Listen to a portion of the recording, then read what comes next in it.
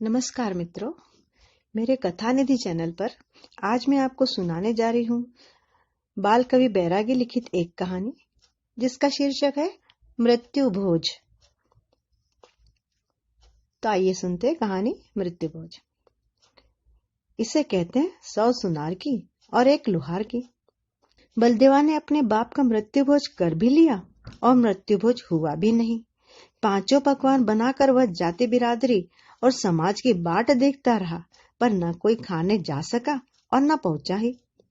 यहाँ तक कि जिन लोगों ने तरह तरह के तर्क कुतर्क करके यह मृत्यु भोज करवाया, वे तक इस भोज को खा नहीं सके। न बलदेवा जात से बाहर निकाल गया, न समाज से दूर रहा। पर वाह रे बलदेवा, पट्टे ने सांप भी मार डाला और लाठी भी नहीं टूटने दी। आज बलदेवा की बुद्धि के हल्ले उसकी जात में तो हो ही रहे हैं, पर न जाने कहां कहां से लोग आ आकर उसको नई नजर से देख रहे हैं। और एक बलदेवा है कि सामने बाबा जी के चबूतरे पर बैठा मजे से अपनी बीड़ी फूंक रहा है। जो भी उसकी तारीफ करता है उसे वह बीड़ी पीने की जोरदार मनुहार करता है और फिर इधर उधर की बातों में लग जाता है। आज तक उसने किसी को नहीं बताया कि उसे यह अक्कल मिली कहां से। बलदेवा ने अपने बाप से उसके जीते जी ही कह दिया था कि सोच समझ कर मरने का प्रोग्राम बनाना। आपके मरने पर मैं जात जमाने के चक्कर में नहीं पड़ूंगा। यह काज कर्यावर और मृत्युभोज जैसा महापाप मुझसे नहीं होने का। मरना हो तो मरो और नहीं मरना हो तो मरो, तब भी न मरो तो मरो, ना तो मरो। हाँ, मैं आपका वारिस हूँ, जायंदा बेटा हूँ। इस नाते सेवा चाकरी और इलाज विलाज में कोई कसर नहीं रहेगी। और वैसे भी अभी आपको मरने की जल्दी ही क्या है? अभी गांव मोहल्ले में आपसे पहले क्यों लगाकर लाइन लमडोरी में एक से एक दानी बूढ़े लगे पड़े हैं। और बलदेवा न जाने किस किस का नाम बता देता। वो देखो, आपसे इतनी ज्यादा उम्र वाला अमका ढमका अभी तक खींच ही रहा है कि नहीं? क्यों मरु मरु करते हो? दाता विधाता ने अच्छा भला जन्म दिया, आराम से काटो। 2 टाइम रोटी, 4 टाइम चाय और 8 टाइम। और बलदेवा का बूढ़ा बाप उसकी बात बीच में ही काट देता। लंबे समय से वह बीमार चल रहा था। बूढ़ों को न अपने बेटे से कोई शिकायत थी, न अपनी बहू से कोई शिकायत। सेवा चाकरी में दोनों ही कोई कोर कसर नहीं रखते थे। उसकी उम्र के दूसरे लोग बलदेव की सेवा के समाचार सुन सुनकर उससे जलन पालते और अपने बेटे बहुओं का रोना रोया करते। पर हर हथेली पर आयु की एक छोटी बड़ी लंबी पतली लकीर विधाता की खींची हुई होती ही है। एक न एक दिन उस लकीर को अलोप होना ही है। गिनती की सांसें आदमी लाता है, उस गिनती को कब पूरा होना है यह किसी को मालूम नहीं होता। यही तो इस दुनिया का आनंद है। बेशक बलदेवा ज्यादा पढ़ा लिखा नहीं था, पर था अपने दायरे का चतुर सुजान। जब कभी वह लहर में आता तो रास्ते में चलते ये कह बैठता था, संभल कर रे मेरे भैया, बहुत जोर लगा लेगा तो भी 32,500 दिनों से ज्यादा गाड़ी चलने की नहीं है। 60 साल के 365 दिन और ज्यादा से ज्यादा 100 बरस जी लेगा। फिर तो काट की घोड़ी पर लाड़ा बनना ही है बापू। ठसका वसका छोड़ो और थोड़ा परमार्थ भी कर लो। लोग माने कि आज बलदेवा किसी लहर में है। और जैसा कि होना था, एक दिन बलदेवा का बाप जम के भैंसे का भोज बन ही गया। जैसा कि गांव गली में होता है, सभी ने बलदेवा के बाप को स्वर्गवासी मानकर कंधों पर उठाया। अरे जम के भैंस यानी यम का भैंस। और राम नाम सत्य है के बीच रघुपति राघव राजा राम गा दिया। मकान में नाई ने बलदेवा का माथा उस तरह से कानकेश देने वाला बना दिया और 5 कुंटल लकड़ी और 2 घंटों की ले दे में बात बलदेवा के बाप से सरक कर काज कटियार जीवन चूटन ओसर मोसर नुकते मृत्यु बोझ पर आकर ठिठक गई। तीसरे दिन जात समाज ने उठावना निपटाया। बलदेवा को मंदिर दर्शन करवाकर बिरादरी मोसर की चिट्ठियां फाड़ने बैठ गई। जो लोग जात बिरादरी के नहीं थे वे अपने घरों लौट गए। बलदेवा ने पंचायत के मन की थाह ली। उसने चारों तरफ देखा, लोगों को गिना। उससे छिपा नहीं था कि इस जाजम पर मृत्यु भोज के विरोधी बहुत हुआ तो 2-1 भाई ही निकलेंगे, बाकी सब तो हर कीमत पर मोसर चाहते ही थे। सभी के अपने अपने तर्क थे। बलदेवा किस किस के जवाब देता। उसने मन में ही लगाया कि यह मोसर होता है तो फिर समझ लो, या तो मकान बिकना है या फिर बाप का छोड़ा हुआ जमीन का कुआं अडान। मूसर का गणित हर लेखे बलदेवा के खिलाफ था। बाजार में चीज वस्तु के भावों की कल्पना भर से बलदेवा की धड़कनें तेज हो गई। और अभी तो 12 में पूरे 9 दिन शेष थे। बैठने आने वालों का खर्चा माथे पर लहरा ही रहा था। यह तो गनीमत थी कि बलदेवा के पास बैठा सयाना नहीं था। अभी वह छोटा ही था, जानता समझता कुछ नहीं था। और बलदेवा की घरवाली कजरी तीज और करवा चौथ तक पतिव्रता थी, पर दूसरे भाई बंधु आखिर किस दिन माफ करने वाले थे। भला उसने इसी में समझा कि पंचों की बात मान लो, हीला हवाला मत करो। जात गंगा का मान रखने के लिए उसने हामी भर ली कि वो अपने बाप का मोसर करेगा, ठाठदार करेगा। जात गंगा कब उसके आंगन में आती है, और फिर ले देकर एक ही तो बाप हुआ करता है सभी का, वो भी भला कौन सा बार बार मरा करता है। जो भी होना है वो बस एक बार में ही हो जाता है। फिर उसके बाप ने उसे नंगा भूखा तो छोड़ा नहीं था। घर के हर मेंबर का पेट भरा हुआ था। घर का मकान, इज्जत आबरू लायक खेती बाड़ी, सब तो छोड़कर मरा है उसका बाप। भगवान की मेहरबानी से माथे पर कोई बोझ कर्जा वर्जा भी नहीं रहा। बेटा अभी शादी के लायक इस साल बाद होगा। कौन सी चिंता है जो वह अपने बाप का मोसर नहीं करेगा। वह करेगा और बिरादरी के शान से ज्यादा शानदार करेगा। जिसने भी अब बलदेवा की यह बात सुनी उसकी बांछी खिल गई। बेटा हो तो ऐसा। हाँ, वे 2-1 लोग जरूर उदास थे जो कि बलदेवा के से मोसर के करारे विरोध की आशा लगाए बैठे थे। बलदेवा ने जात गंगा के हाथ जोड़े और निवेदन किया कि मोसर की तिथि तारीख वार सब भली प्रकार देख लो। उस दिन कोई 11 प्रदोष पूनम पड़वा ऐसी नहीं निकल आए जो कि व्रत उपवास की हो, वरना फिर व्रत उपवास करने वालों के लिए फलाहार वगैरह की व्यवस्था अलग से करनी पड़ेगी।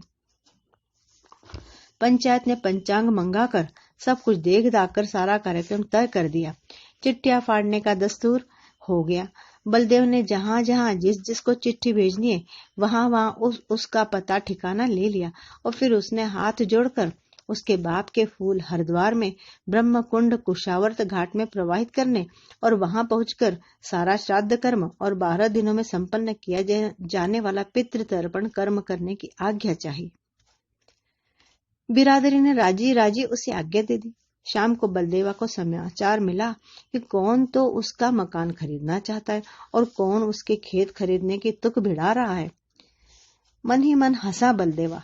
रात में उसने घरवाली से सलाह मशवरा किया, अपने साले को दूसरे दिन सवेरे घर सौंपा और पहले ही भिनसारे वाली बस से अपने बेटे और पत्नी को साथ लेकर हरिद्वार के लिए बढ़ गया।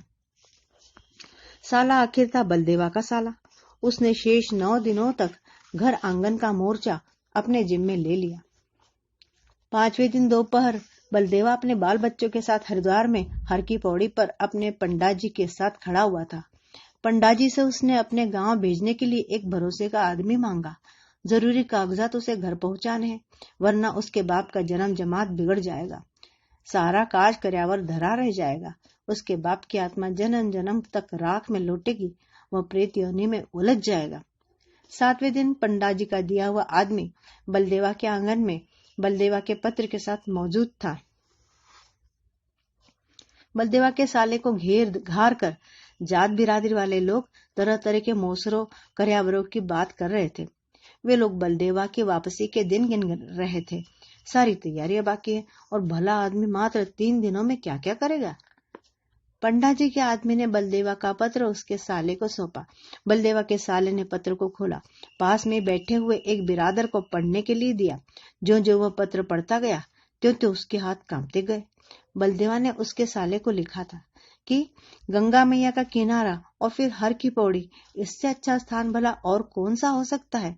परिवार ने तय कर लिया है कि पंचों की राय के मुताबिक जात गंगा का हुक्म सिर माथे पर चढ़ाते हुए पिताजी का मोसर यहीं हरिद्वार में करना तय कर लिया है। पंडाजी सारी व्यवस्था कर रहे हैं। आप ऐसी चिट्ठियां सभी को पहुंचा देना, कोई रह नहीं जाए। मेरी जात गंगा का पांव पखारने का मौका मुझे भगवान की दया और जात बिरादरी की मेहरबानी से मिला है। मेहरबानी उनकी। मेरा पुण्य और मेरे पिताजी का भाग्य ही भला है कि मैं जात के चरण गंगा जल से ही धोऊंगा और मेरा सारा परिवार उस चरणामृत से अपने साथ साथ जन्म पवित्र करेगा। बिरादरी वालों को हाथ जोड़कर मेरी मनुहार पेश कर देना कि मुझे मेरे पिताजी को और मेरे परिवार को जरूर जरूर भवसागर से तार दे, और आप भी 10 दिनों का धूप पिताजी को देकर हरिद्वार पधार जाना। हम पंडा जी के पास ही ठहरे हैं। बिरादरी ने जिस जिस पकवान की चाहना की थी वे सभी बनवाने की पूरी तैयारियां हैं। जात गंगा से मेरी हाथ जोड़ी है कि मेरे परिवार का यह उपकार जरूर करे। पिताजी के फूल ब्रह्म कुंड में अर्पण करने के बाद संत समागम और सत्संग का यहाँ बढ़िया अवसर है। तुम्हारी बहन का, तुम्हारे भांजे का और मेरा मन यहाँ लग गया है। हम बहुत खुश है। आशा है हम सभी और आप भी सभी वहाँ राजी बाजी होंगे। अपना यह पत्र खत्म करने से पहले उसने फिर से लिखा कि ऐसा न हो कि गंगा से हरिद्वार तक का आने जाने का भाड़ा किराया खर्च करने की कंजूसी में बिरादरी वाले यहाँ नहीं पधारे और मेरे पिता के मोसर का बना बनाया खाना पड़ा रह जाए। आप तो जानते ही हो कि यहाँ हरिद्वार में हम लोग सारा कर्जा पंडा जी से ही लेकर यह काम हाथ से ले रहे हैं। अपने अपने घर आंगन में तो काज करावर हर कोई कर लेता है, पर शास्त्र कहते हैं कि अगर इस तरह का काम गंगा मैया के दरबार में किया जाए तो खाने वाले और खिलाने वाले सभी को मोक्ष मिलता है। जरूर जरूर पधारना। सभी को हमारा जय गंगा माई कहना। आते समय खेती बाड़ी की व्यवस्था 4-5 दिनों के लिए करके निकलना। पढ़ने वाले ने पत्र को वहीं जाजम पर फेंक दिया। जात गंगा घर बैठे बैठे मात गंगा में समा गई। जिसने भी सुना वही सन्नाटा खा कर रह गया। लोग बलदेवा पर बलिहारी हो गए। आज तक समझ में नहीं आया कि बलदेवा को यह सोच दी किसने। हरिद्वार और हर की पौड़ी उसके दिमाग में ढाल और कवच के तौर पर कैसे आई। बलदेवा के आसपास वालों की चिंता आज यह है कि कहीं यह कवच हर कोई नहीं पहनने लग जाए। बिरादरी के एक तबके को दूसरी चिंता यह है कि लोग बलदेवा को उकसा रहे हैं कि वह बिरादरी के जिम्मेदार लोगों पर हरिद्वार में बनवाए गए पकवानों और पूरियों के खर्चे का दावा लगा दे, सारा पैसा वसूल करे, कोर्ट कचहरी हो जाए। बलदेव अपनी बीड़ी फूकता है और कहता है, लो साहब, कौन सा खर्चा और कौन सा हर्जा मुआवजा। हरिद्वार में कौन तो प्रेत भोज बनाता है और कौन खाता है। हर कोई जानता है कि गांव से गंगा जी तक का आने जाने का भाड़ा खर्च करके कौन खाना खाने आएगा। 1000 कोस उड़ने की ताकत होते हुए भी गिद्ध तक अपने आसमान से बाहर नहीं जाता। जात बिरादरी में लोग गिद्ध तो होते नहीं है। अगर कोई जानता है कि मरने वाले की याद में माल मलिदा खाना उसके आत्मा को सताना और अपने आप नरक में जाने का रास्ता करना है, और तो और मेरे बाप के नाम पर पंडा जी तक ने मेरा खाना नहीं खाया है। मैं, मेरा बेटा और मेरी घरवाली वहां गंगा नहाते रहे और सत्संग करते तीर्थ जल लेते रहे। भगवान मेरे बाप की आत्मा को अपनी छाती में जगह दे। और एक लंबी ओम शांति कहकर बलदेवा नई बीड़ी सुलगा लेता है। मित्रों, आपको कहानी कैसी लगी? आशा करती हूँ कि अच्छी लगी होगी। तो आप इस कहानी को जरूर जरूर लाइक करें, शेयर करें और कोई कमेंट भी करें। साथ ही साथ मेरे चैनल को सब्सक्राइब भी जरूर करें। धन्यवाद।